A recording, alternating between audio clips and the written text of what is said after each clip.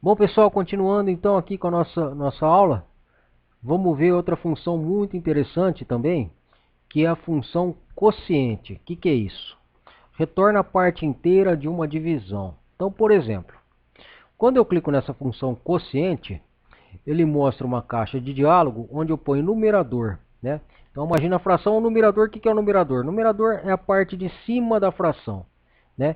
E o denominador é a parte de baixo da fração. Então, por exemplo, se eu pegar lá 6 dividido por 4, se eu fizer aqui na calculadora, 6 dividido por 4, a gente sabe que 6 dividido por 4 ele vai retornar quanto? 1,5 ou 1,5, né? Então, 1,5. O que vai fazer essa função quociente? Ele vai tirar essa parte, essa casa decimal depois da vírgula. E só vai retornar o quê? A parte inteira, né? Então, isso é o quociente, né? Então, no caso, seria 1. Vamos confirmar? Olha lá. Então, conforme eu disse, olha lá, 6, que é o dividendo, né? O numerador. E denominador, quem que é? O divisor. Então, 6 dividido por 4 vai dar quanto? 1,5. Ah, se eu quiser saber, por exemplo, vejamos outro número. 12 dividido por 4. Olha lá. Quociente deu 3, né? Porque 12 dividido por 4 vai dar 3. Olha lá, não tem parte inteira, né? 12 dividido por 4, 3. Se eu quiser saber, por exemplo, 12 dividido por 2, vai dar 6. Vejamos outro número. 12 dividido por 5 vai dar 2. Que na verdade, 12 dividido por 5, 12 dividido por 5 vai dar 2,5, 2,4. Então ele descartou que o número que vem depois da vírgula e pegou só a parte inteira, que seria o 2, né? Lembrando que eu poderia digitar diretamente aqui na célula, né? Não precisaria ir lá também. Então, quociente de 12,5. Retornou 2, né? Lembrando que eu posso ter números na em vários cantos da planilha, separadamente. Ah, tem um 8 na célula 1 e eu tenho um 3 na célula P2. Poderia fazer assim, pegar a referência, digitar quociente de A1, quem que é A1? É o 8, dividido por 3, que é o P2. Quanto que ele retorna? 2. Porque é 8 dividido por 3, 8 dividido por 3, 2,6666. Ele pegou só a parte inteira, né?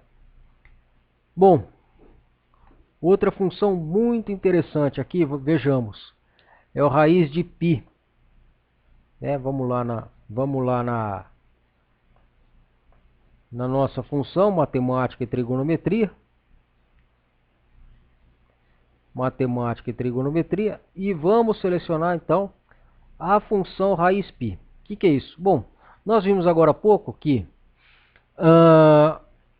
o π aproximadamente ele vale quanto? 3,14. Ó, é o número é o número pelo qual π é multiplicado. Então, por exemplo, se eu pegar lá, por exemplo, duas vezes o π, ou seja, 2 vezes 3,14, a gente sabe que vai dar quanto? 6,28, né? A raiz de 6,28, quanto que vai dar? 2,50, né? Então, se eu pegar, colocar 2 aqui, então ele fez 2 vezes 3,14, 6,28. Tirou a raiz, retornou quanto? 2,50. Então essa seria a função raiz de π, né? Outro assunto muito interessante também que vai auxiliar os alunos, isso é mais básico, seria trabalhar com o algarismo romano, né? Se você não lembra como que um determinado número em algarismo romano, você pode também estar utilizando Excel, né? Posso vir em matemática, trigonometria e selecionamos a opção romano. Por exemplo,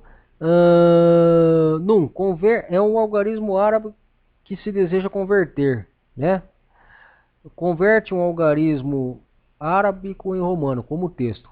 Por exemplo, eu quero saber o algarismo de 5. Olha lá. Ele retornou para mim o que? V. Então, igual ao romano, lembrando que toda função tem que ser precedida do sinal de igual. Igual ao romano, abre parênteses, 5, ele retornou V. E se eu quiser, por exemplo, saber o algarismo romano do número 99. Olha lá, é x, c, i, x. Se eu quiser saber, por exemplo, do número 24, né? xx e v. Então, essa função algarismo romano auxilia muito a gente. Obrigado, pessoal. Um grande abraço. Tentem praticar em casa com outros números. Até a próxima.